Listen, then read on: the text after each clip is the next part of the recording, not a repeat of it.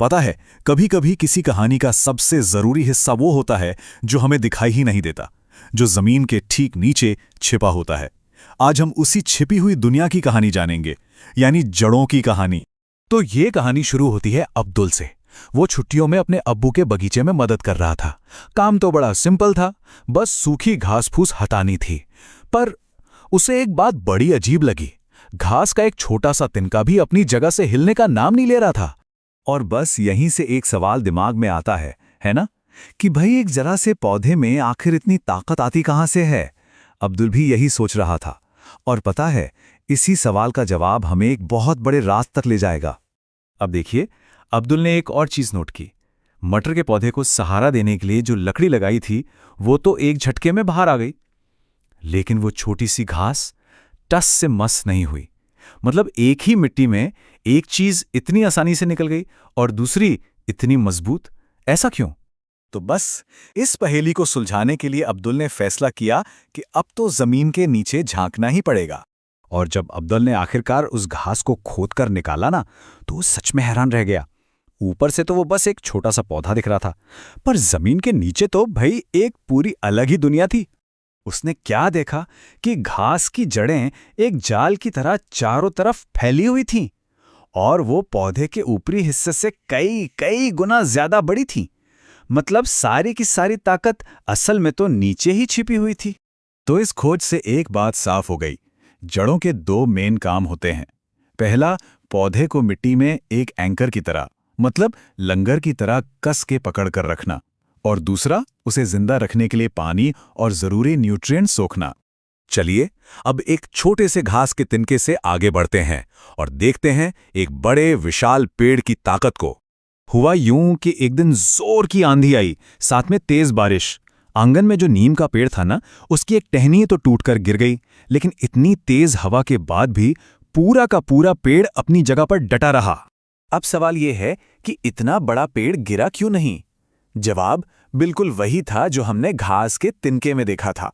उस पेड़ की विशाल न दिखने वाली जड़ों का नेटवर्क, उसी ने उसे जमीन में पकड़ के रखा हुआ था।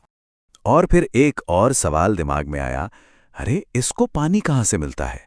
अब्दुल को याद आया कि उसने तो कभी भी उस बड़े पेड़ को पानी नहीं दिया। इसका मतलब साफ था, पेड़ की जड़ें इतनी गहरी थीं कि वो अपना पानी खुद ही ढूंढ लेती थीं।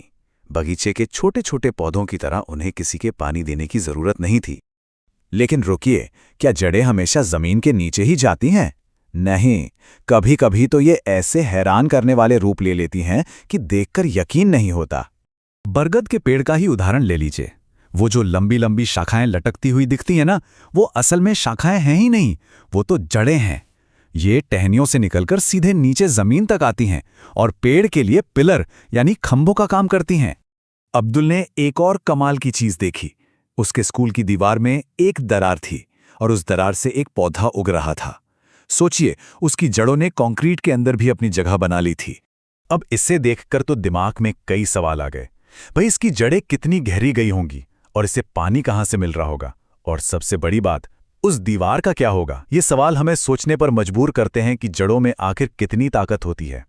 चलिए अब आपको जड़ों की दुनिया के एक सबसे ज्यादा हैरान कर देने वाले एग्जाम्पल के बारे में बताते हैं। क्या ये दुनिया की सबसे अनोखी जड़ें हैं? हमारी खोज का अगला पड़ाव हमें एक बहुत ही खास पेड़ के पास ले जा रहा है।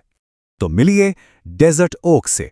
यह पेड़ ऑस्ट्रेलिया में मिलता है। इसकी खासियत क्या है? इसमें पत्तियां ना के बराबर होती हैं और इसकी जड़ें पानी की तलाश में जमीन में इतनी गहराई तक जाती हैं कि आप सोच भी नहीं सकते। तो सवाल यह है कि आखिर कितनी गहरी? इसका जवाब सिर्फ एक नंबर में छिपा है, 30। 30 का मतलब क्या है? जरा अंदाजा लगाइए। अगर 30 पेड़ों को एक के ऊपर एक लेटा दिया जाए, जितनी लंबाई बनेगी ना, उतनी गहरी इस डेजर्ट ओक की जड़ें पानी ढूंढने के लिए जा सकती हैं। कमाल है ना? ये सर्वाइवल का एक बेहतरीन उदाहरण है। जड़ें जमीन के इतने नीचे से पानी खींचती हैं और ये सारा पानी पेड़ के तने में, उसके ट्रंक में स्टोर हो जाता है। और पता है, जब रेगिस्तान में पानी की कमी होती थी तो वहां के लोकल लोग इसके तने में एक पतला सा पाइप डालकर उस पानी को पीते थे।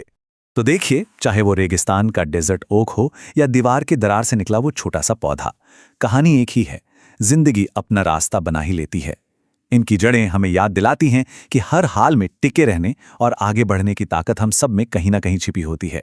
तो बस अगली बार जब कहीं बाहर निकलें तो सिर्फ ऊपर ऊपर मत देखिएगा, जरा जमीन के नीचे के बारे में भी सोचिएगा, क्योंकि असली ताकत, असली कहानी अक्सर नजर से छिपी होती है। जरा सोचिए, आज ऐसे कौन से छिपे हुए अजूबे होंगे जिनके पास से हम गुजर गए और ध्यान भी नहीं दिया।